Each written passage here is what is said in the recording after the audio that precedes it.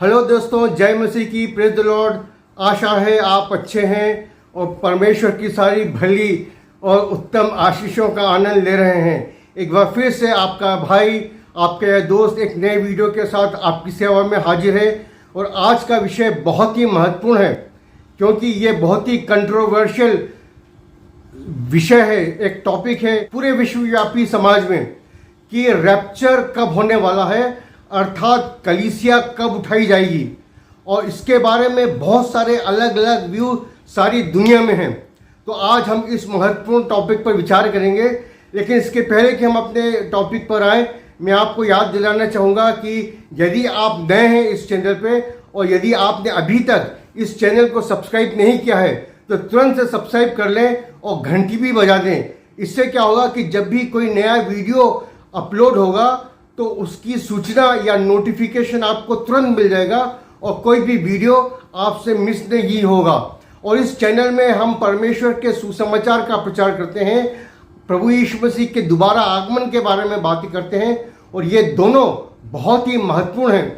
प्रभु यीशु मसीह का सुसमाचार हमें उद्धार देता है और प्रभु यीशु मसीह का दोबारा आगमन के बारे में जो शिक्षा है वो हमें तैयार करती है। तो जरूर से इस चैनल को सब्सक्राइब कर लें और घंटी का चिन्ह दबा दें। तो आइए हम आज के विषय पे आ जाते हैं। दोस्तों, मेरा नाम राजेश है और आज हम विचार कर रहे हैं प्रभु यीशु मसीह दोबारा अपनी कलीसिया को उठाने के लिए कब आने वाले हैं। और जैसे मैंने कहा, अलग अलग लोगों के अलग अलग मत हैं, लेकिन क्या है प्रभु यीशु मसीह का आना कब होगा। बहुत सारे लोग ये सोच रहे हैं, ये सिखा रहे हैं और ये प्रचार भी कर रहे हैं गलत तरीके से कि हम अभी क्लेश और महाक्लेश के समय में आ चुके हैं। कुछ लोग तो ये कहते हैं कि जो प्रकाशित वाक्य की 7 पहली सील्स हैं या जो मुहरें हैं उनमें से 4-5 तोड़ी जा चुकी है। नहीं दोस्तों, ऐसा अभी कुछ नहीं हुआ है। यदि हम देखें तो हम पाएंगे कि जो 7 साल का क्लेश और महाक्लेश का समय है उसके बारे में सबसे पहले दानियल नबी की पुस्तक में कहा गया है। और यदि आप दानियल नबी की पुस्तक देखें उसका 9वां अध्याय, तो हम पाएंगे कि सबसे पहले यहाँ पर दानियल के 70 हफ्तों की भविष्यवाणी की गई है। और क्यों की गई है उसको समझना बहुत जरूरी है। और कई बार कई लोग प्रकाशित वाक्य की किताब पर कूद जाते हैं बिना दानियल की पुस्तक का अध्ययन किए हुए।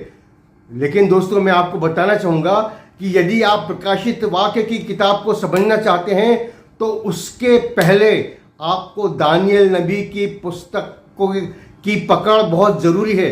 यदि आप दानियल नबी की पुस्तक का आपने अध्ययन नहीं किया तो आप कभी भी प्रकाशित वाक्य की पुस्तक को सही तरीके से समझ नहीं पाएंगे। तो दानियल नबी के 9वें अध्याय में क्या है, देखिए 9वें अध्याय में दानियल नबी की प्रार्थना है। ये प्रार्थना उस समय की है जब दानियल नबी बेबीलोन में बंधुआई में था। और जब दानियल नबी बेबीलोन में बंधुआई में था तो उसके पास जर्मिया नबी की पुस्तक थी। तो दानियल ने जब जर्मिया या यिर्मयाह नबी की पुस्तक का अध्ययन किया तो उसको ये समझ में आ गया कि परमेश्वर की लोगों की बंधुआई जो बेबीलोन में है वो 70 साल तक रहेगी और ये 70 साल अब पूरे होने वाले हैं। तो उसने घुटनों पे आकर परमेश्वर से पूछा, हे परमेश्वर, हे प्रभु, दया कर, हमें बता कि तेरी क्या योजना है परमेश्वर के लोगों के लिए, यहूदी लोगों के लिए, इज़राइल के लिए और यरूशलेम और तेरे मंदिर के लिए। तो ये बात ध्यान रखें, दानियल ने परमेश्वर से यहूदियों के बारे में पूछा, इज़राइल राष्ट्र के बारे में पूछा, यरूशलेम के बारे में पूछा। तब परमेश्वर के सरदूत ने आकर दानियल को 70 सप्ताह की भविष्यवाणी बताई। और 70 सप्ताह के आखिरी 7 सप्ताह जो दानियल 9:27 में है, कहा गया कि एंटी क्राइस्ट आके 7 साल की एक वाचा बांधेगा। और ये 7 साल का जो समय है दोस्तों, प्रकाशित वाक्य में इसका उल्लेख है। कई लोग इस बात को समझ नहीं पाते, लेकिन यदि आप प्रकाशित वाक्य आप पढ़ेंगे तो इसमें 3.5 साल और 3.5 साल के 2 सेट्स हैं और यही 7 साल बनाते हैं क्लेश और महाक्लेश का समय। तो ये बात समझने की है कि क्लेश और महाक्लेश या ट्रिब्यूलेशन और ग्रेट ट्रिब्यूलेशन का समय किसके लिए कहा गया है। इज़राइल के लिए, यहूदियों के लिए, क्योंकि दानियल ने पूछा था कि परमेश्वर तू ये बता मुझे कि तेरी क्या योजना है। और दानियल के समय या पुराने नियम में उस समय के भविष्यवक्ताओं को कलीसिया के बारे में कुछ मालूम नहीं था। उनके लिए एक बड़ा भेद था कि किस तरह से यहूदी और गैर यहूदी या अन्य जाति परमेश्वर की सारी आशीषों में एक साथ भागीदार होंगे और एक कलीसिया बनने वाली है, इसका उन्हें मालूम नहीं था। वो ढूंढते थे कि ऐसा क्या होगा।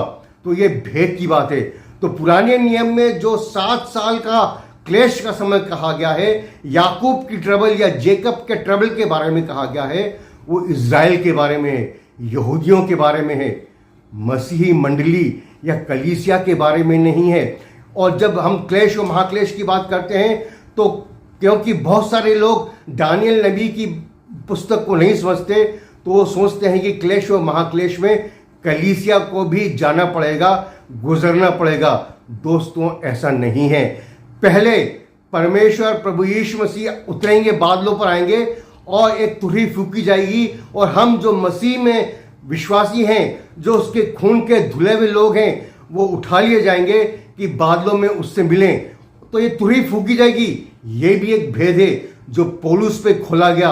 यदि हम देखें पहला कुरिन्थियों उसका 15वां अध्याय और उसकी 51वीं आयत, तो ये बात भी सभी चेलों को मालूम नहीं थी, लेकिन ये भेद परमेश्वर ने अपने अनुग्रह से पौलुस प्रेरित पर प्रकट किया और उसने कहा कि देखो मैं तुम्हें एक भेद बताता हूं, हम सब तो नहीं सोएंगे लेकिन बदल जाएंगे।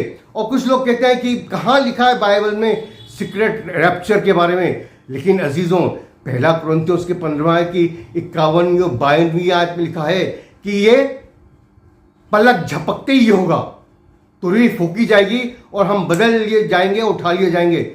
तो जब कोई घटना पलक झपकते ही हो रही है या नैनो सेकंड में हो रही है, स्प्लिट सेकंड में हो गई, तो संसार को कहाँ मौका मिलेगा इस घटना को नोट करने का या देखने का या समझने का। अब बहुत सारी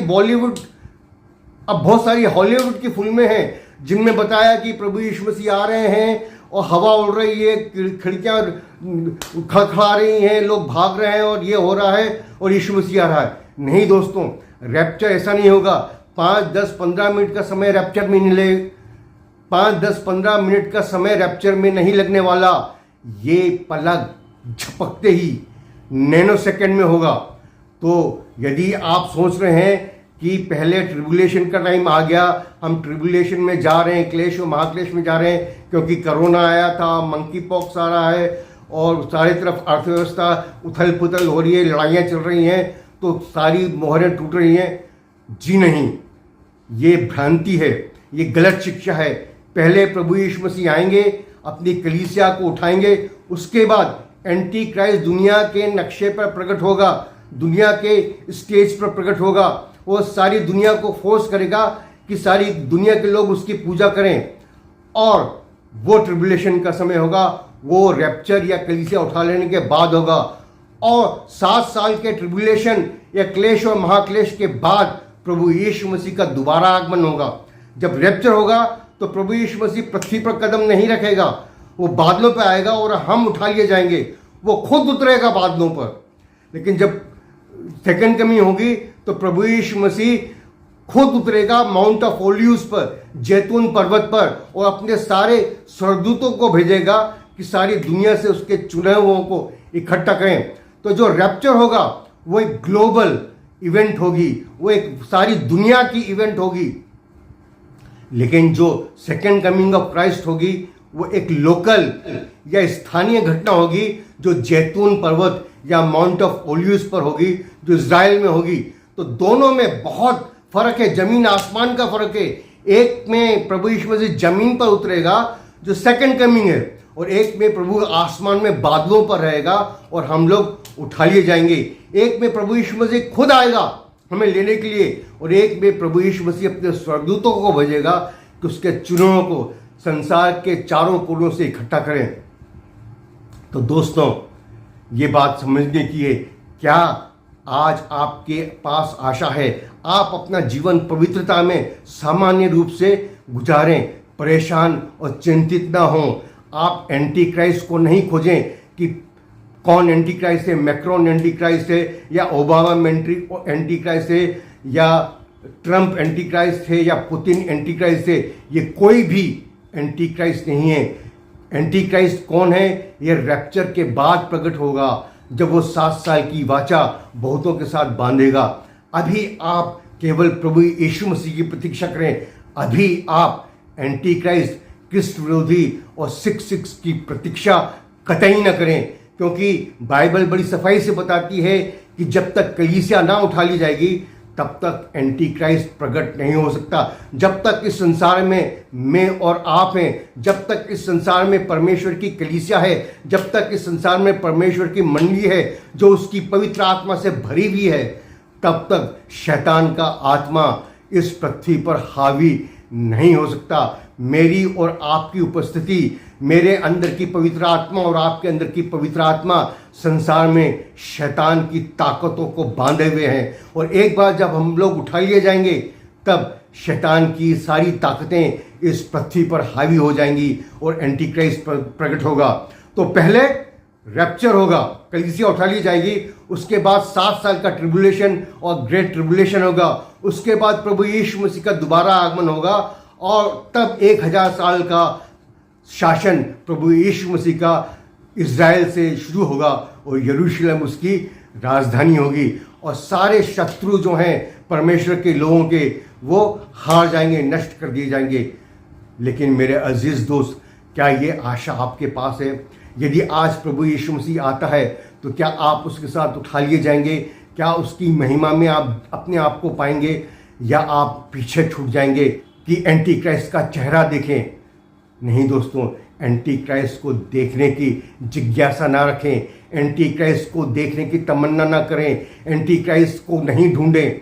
आप प्रभु यीशु मसीह को खोजें, आप प्रभु यीशु मसीह को ढूंढें, आप प्रभु यीशु मसीह का दर्शन पाने के लिए उतावले हों। आप प्रभु यीशु मसीह की प्रतीक्षा करें और प्रभु यीशु मसीह जल्द आने वाले हैं। मैं आपको बड़ी सफाई से बताना चाहता हूं और आगे भी वीडियो में बताऊंगा कि आज संसार में जो स्थिति है, जो युद्ध चल रहे हैं, इज़राइल में जो युद्ध चल रहा है, जो प्राकृतिक आपदाएं सारी दुनिया में आ रही हैं, वो बिल्कुल सफाई से इस बात की ओर इशारा कर रही हैं कि प्रभु यीशु मसीह का अपनी कलीसिया को उठा लेने के लिए आना बहुत नज़दीक है। और काश मैं और आप जब प्रभु यीशु मसीह आता है तो उसकी महिमा में उठा लिए जाएं और उससे बादलों में मिलें। परमेश्वर आपको बुद्धि दे कि आप इस संदेश को समझ सकें और तैयार हो सकें। ना केवल आप, लेकिन आपका सारा परिवार और आप जितने लोगों को जानते हैं उन सबको आप तैयार करें।